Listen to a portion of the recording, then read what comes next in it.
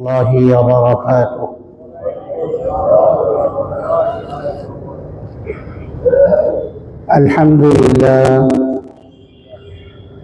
الحمد لله نحمده ونستعينه ونستغفره ونؤمن به ونتوكل عليه ونعوذ بالله من شرور أنفسنا ومن سيئات أعمالنا. من يهده الله فلا مضل له ومن يضلله فلا هادي له. ونشهد أن لا إله إلا الله وحده لا شريك له. ونشهد أن محمدا عبده ورسوله صلى الله تعالى عليه وعلى آله وأصحابه وبارك وسلم تسليما كثيرا كثيرا.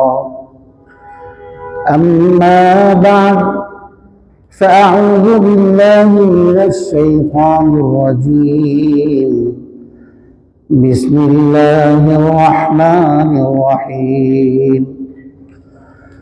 وما آتاكم الرسول فخذوه وما نهاكم عنه فانتهوا واتقوا الله إن الله شديد العقاب. وقال الله تبارك وتعالى: يا أيها الذين آمنوا اتقوا الله حق تقاته ولا تموتن إلا وأنتم مسلمون. صدق الله مولانا العظيم وصدق رسوله النبي الكريم، ونحن على ذلك من الشاهدين والشاكرين، والحمد لله رب العالمين. اللهم صل على محمد وعلى آل محمد كما صليت على إبراهيم وعلى آل إبراهيم إنك حميد مجيد. اللهم بارك على محمد وعلى آل محمد كما باركت على إبراهيم وعلى آل إبراهيم إنك حميد مجيد. محترم معزز علماء کرام বুজুর্গান দ্বীন ও আমাদের প্রাণপ্রিয় মুসল্লিয়ান کرام, আলহামদুলিল্লাহ আল্লাহ সুবহানাহু ওয়া তাআলা দরবারে অসংখ্য গণিত শুকরিয়া আদায় করছি, যিনি আমাদেরকে হাজারো ব্যস্ততার মাঝেও আজকের জুমার দিনে জুমার সালাত আদায়ের উদ্দেশ্যে আগেভাগে মসজিদে আসার তৌফিক দান করেছেন। 1447 হিজরি সনের 8ম মাস শাবান মাসের দ্বিতীয় জুমা, আজকের 10ই শাবানের জুমাতে আল্লাহ রাব্বুল আলামিন আমাদেরকে মসজিদে আসার তৌফিক দান করেছেন, বসার সুযোগ দান করেছেন, সুস্থতার সাথে নিরাপদে ঈমান ও তাকওয়ার সাথে মসজিদে পৌঁছে দিয়েছেন। আল্লাহ রাব্বুল আলামিনের কৃতজ্ঞতা আদায় করছি, আলহামদুলিল্লাহ। আল্লাহ রাব্বুল আলামিনের শুকরিয়া আদায় করি, কৃতজ্ঞতা আদায় করছি। দীর্ঘদিন আমি এই মিম্বরে বসে বয়ান করেছিলাম এবং আপনাদের অনেকেই নামাজ পড়িয়েছে দীর্ঘদিন। সময়ের পরিবর্তনে আল্লাহ রাব্বুল আলামিন জানি না কি ইচ্ছা রেখেছেন, আবার এখানে বসার তৌফিক দিয়েছেন, আপনাদের সামনে দু চারটি কথা বলার সুযোগ দিয়েছেন। কোরআনুল কারীমের একটি আয়াত আমার বারবার মনে পড়ছে এখানে বসে, ওয়াতিলকাল আইয়ামু নুদাবিলুহা বাইনান নাস। এভাবে আল্লাহ তাআলা দিনের পরিবর্তন করেন। সবসময় একরকম অবস্থা থাকে না, পরিবেশ, সময়, মানুষের অবস্থা একরকম থাকে না, হয় না, পরিবর্তন হয়। দুনিয়াটাই পরিবর্তনশীল। দুনিয়াটা এমন একটা জগৎ, এই জগতের কোনো কিছু এর স্থায়িত্ব নেই, এটা অস্থায়ী একটি জায়গা। এখানে কারোর স্বপ্ন স্থায়ী হয় না, এখানে কারো প্ল্যান পরিকল্পনাগুলো দীর্ঘমেয়াদী হয় না। এর একটা শেষ আছে, একটা সমাপ্তি আছে, এর একটা শুরু আছে, একটা শেষ আছে। শুধুমাত্র রব্বুল আলামিন তিনি এককভাবে লয় ক্ষয়হীন এবং স্থায়িত্ব রাখেন।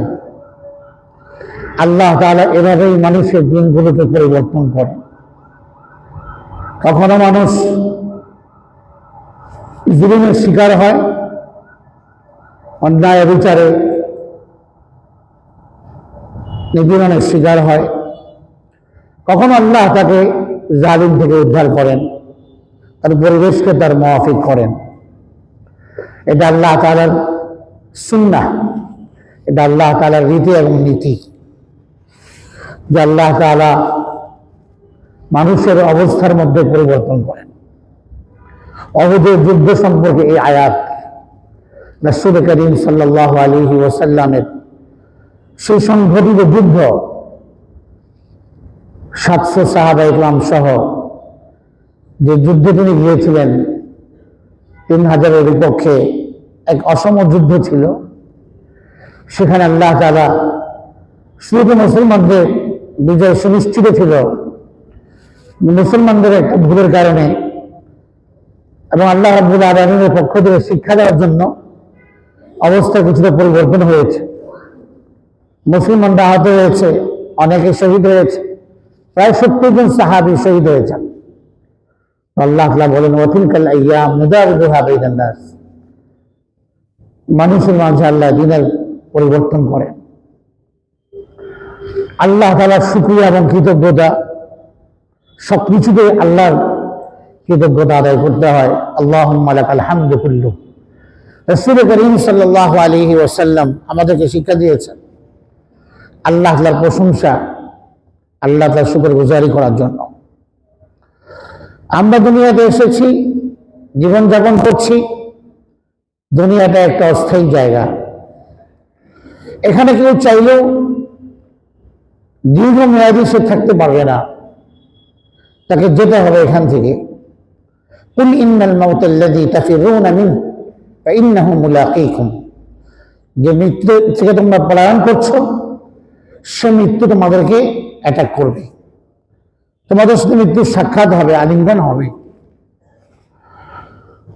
দুনিয়ার এই যাপিত জীবনে আমরা যে কাজ করে চলেছি, কিয়ামত অত্যাসন্ন, আমাদের জীবন শেষ হবে, আমাদের কিয়ামত শুরু হবে। জীবনের এক অনিবার্য বিষয় হলো, বাস্তবতা হলো মৃত্যু।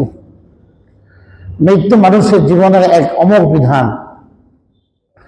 এটা মানুষের জীবনের চূড়ান্ত সিদ্ধান্ত রব্বুল আলামিনের পক্ষ থেকে। আল্লাহ রাব্বুল আলামিন দুনিয়া সৃষ্টি করেছেন, আমাদেরকে পাঠিয়েছেন একটা লক্ষ্য এবং উদ্দেশ্যকে বাস্তবায়ন করার জন্য, সফলতা অর্জনের জন্য। সফলতার ভিত্তি হচ্ছে আত্মার পরিশুদ্ধি, গুনাহমুক্ত জীবন, আল্লাহর নাফরমানি মুক্ত জীবন, গাফলত মুক্ত জীবন। এটা হচ্ছে সফলতার ভিত্তি। আজকে সবাই সফল হতে চায়, একজন মানুষ বিফল হতে চায় না, কেউ ব্যর্থ কাম হতে চায় না, সফল হতে চায়। সফল কারা? কোরআন বলে, ক্বাদ আফলাহা মান তাযাক্কা। সফল তো সে যে পরিশুদ্ধতার জীবন যাপন করে। পরিশুদ্ধতার জীবনের অর্থ হলো আল্লাহর নাফরমানি মুক্ত জীবন। নবী করিম সাল্লাল্লাহু আলাইহি ওয়াসাল্লামের আনিত জীবন দর্শনের আলোকে, তার উসওয়ায়ে হাসানার আলোকে, তার জীবন আদর্শের আলোকে, তার জীবনের রঙের আলোকে জীবনকে রাঙানো, জীবনকে সাজানো, যে জীবন রাসূল করিম সাল্লাল্লাহু আলাইহি ওয়াসাল্লাম নিয়ে আসছেন, যে জীবন দর্শন তিনি আমাদের কাছে দিয়ে গিয়েছেন, যে কোরআন ও সুন্নাহ তিনি আমাদের কাছে আমানত হিসেবে দিয়ে গিয়েছেন, সেই কোরআন এবং সুন্নাহর আলোকে জীবনকে পরিচালনা করতে পারলেই এটা হচ্ছে সফলতার ভিত্তি, এটা সৌভাগ্যের ভিত্তি। আর এর জন্য আল্লাহ রাব্বুল আলামিন আমাদেরকে দুনিয়াতে পাঠিয়েছেন আল্লাহর সন্তুষ্টি অর্জন করা, আল্লাহর তাকওয়া খোদা ভীতি অর্জন করা, আল্লাহর ভয় গুনাহ ছেড়ে দেওয়া, আল্লাহকে ভয় করা। এটা মুমিনের জীবনের অমূল্য সম্পদ। তাকওয়া না থাকার কারণেই আজকে আমরা অনেক হারাম কাজে লিপ্ত, কেউ অশ্লীল কাজে লিপ্ত, ইমানদার হয়ে কেউ বেহায়াপনাতে লিপ্ত, ইমানদার হয়ে কেউ চুরি ছিনতাইয়ে লিপ্ত, কেউ চাঁদাবাজ্যে লিপ্ত, ইমানদার হওয়া সত্ত্বেও মুমিন পরিচয় দিয়ে অন্যায় কর্মে লিপ্ত। কেন? আল্লাহর ভয় নেই। আল্লাহর ভয় মানুষের জীবনকে সুন্দর করে, আল্লাহর ভয় মানুষের জীবনকে সিরাতুল মুস্তাকিমে চলার রাস্তা খুলে দেয়। আল্লাহ ভীতি এটা আমাদের জীবনের সৌন্দর্য, এটা ইমানদার ব্যক্তির জীবনে একটা অনন্য সৌন্দর্য। এই জন্য আল্লাহ তাআলা কোরআনে কারীমে বারবার তাকওয়া অর্জন করতে বলেছেন।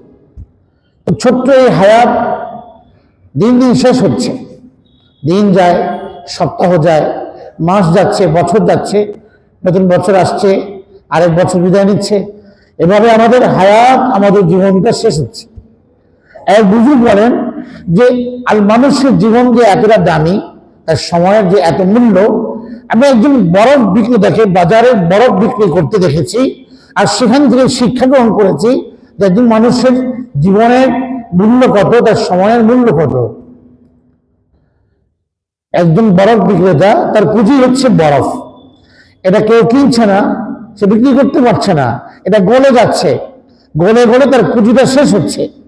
ঠিক তেমনি ভাবে একটা মানুষ তার জীবনের সময়কে, মূল্যবান আল্লাহর দেয়া সময়কে সে কাজে লাগাচ্ছে না, অর্থহীন কাজে সময় নষ্ট করছে, অর্থহীন গল্প গুজবের মধ্য দিয়ে সময় পার করছে, অন্যায় কথাবার্তার মধ্য দিয়ে সময় নষ্ট করছে।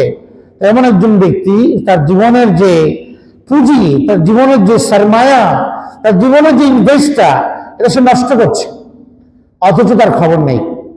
হায়াতুকা আনফাসুন তুরাদ্দু ফাকুল্লানা মাযা আনফাসুন মিনহা ইন তাকাসাত বিহি জুজআ।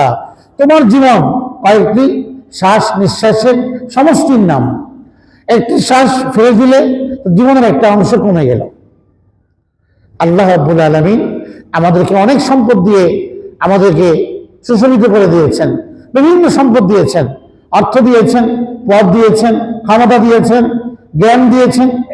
প্রতিনিয়ত আমরা জ্ঞানে সমৃদ্ধ হচ্ছি, আবার আমরা ভুলেও যাচ্ছি, আবার নতুন করে জ্ঞান আহরণ করছি। বোঝা গেল যে এই জ্ঞান সম্পদ এটা আসে, আবার চলে গেলেও ফিরে আসে, এটাকে অ্যাড করা যায়, যোগ করা যায়, যোগ হয়।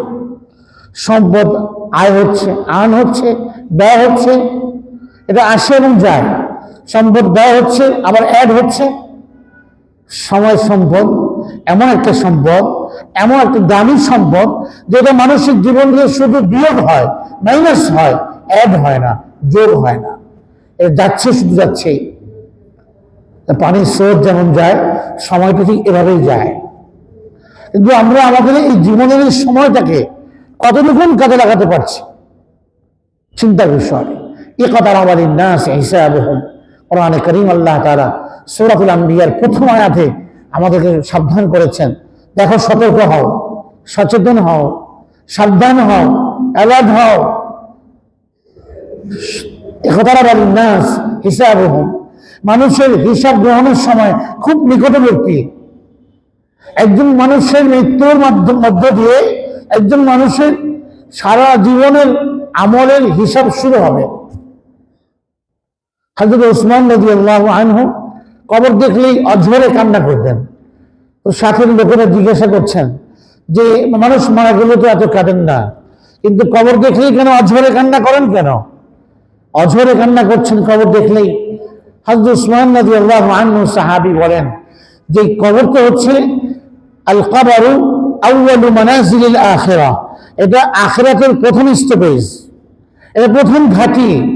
এখানে যদি আমি পার পেয়ে যাই এই বোর্ডিংয়ে, তাহলে ইমিগ্রেশন যদি আমি প্রথমে পার পেয়ে যাই, তাহলে বাকি পথগুলো পার পাওয়া সম্ভব, সহজ হবে। আর এখানে যদি আমি আটকে যাই, এখানে যদি আমি গ্রেফতার হয়ে যাই, আমাকে আটকে দেওয়া হয়, যেমন আমরা অনেক সময় ইমিগ্রেশনে অনেকের যদি তথ্য ইনফরমেশনগত ভুল থাকে, তাকে আটকে দেওয়া হয়, তাকে যেতে দেওয়া হয় না। তো তার সামনের ঘাটিগুলো সব অনিশ্চিত, তার যাত্রা অনিশ্চিত হয়। ঠিক তেমনি ভাবে মুমিনের গন্তব্য হচ্ছে আল্লাহ রাব্বুল আলামিনের জান্নাত। জান্নাত পর্যন্ত যেতে অনেকগুলো স্টেপেজ পার দিতে হবে। তো কবরের এই প্রথম স্টেপেজে যদি সে আটকে যায় ইমিগ্রেশনে, তাহলে তার যাত্রা জান্নাত পর্যন্ত যাত্রা অনিশ্চিত হয়ে যাবে, অনিশ্চিত যাত্রা।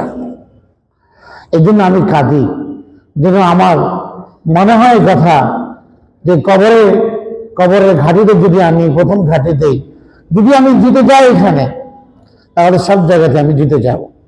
আল্লাহ তাআলা কোরআনে কারীমে একটি সূরা নাযিল করেছেন, যে সূরার নাম হচ্ছে সূরাতুত তাগাবুন, 28 নম্বর পারাতে। এই সূরাতে আল্লাহ বলেন ইয়াউমা ইয়াজমাউকুম লিয়াউমিল জামঈ, যেদিন আমি তোমাদের সকলকে সমবেত করব আখিরাতের সেই ময়দানের মধ্যে, হাসর মাঠে। সেই দিনটি হবে হার জিতের দিন। সেদিন কেউ হেরে যাবে, কেউ জিতে যাবে।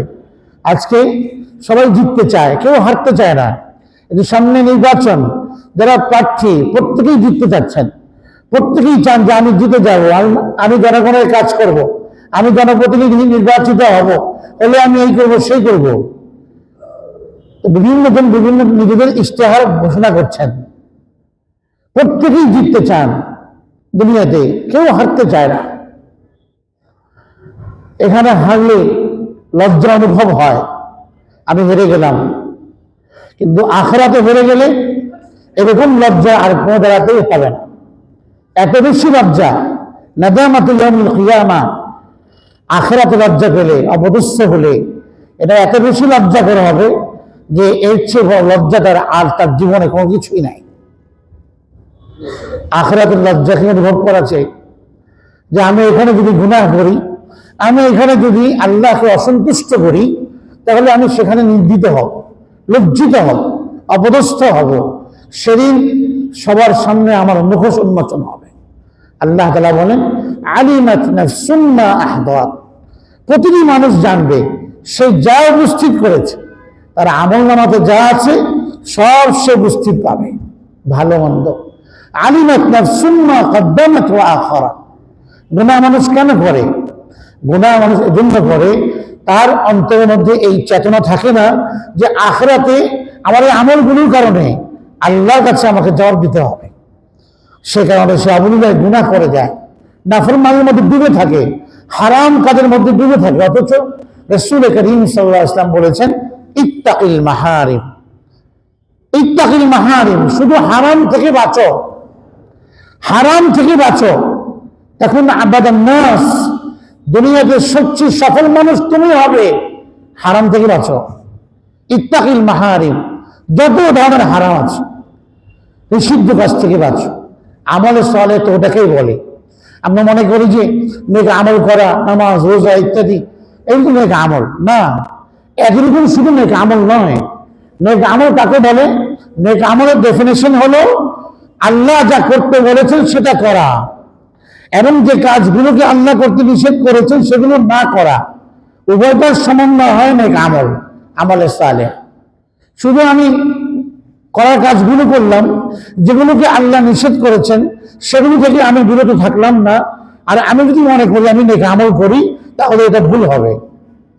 নেক আমল তো সেটাই, আল্লাহ যা করতে বলেছেন সেটা করা, আর আল্লাহ যা করতে নিষেধ করেছেন সেগুলো না করা।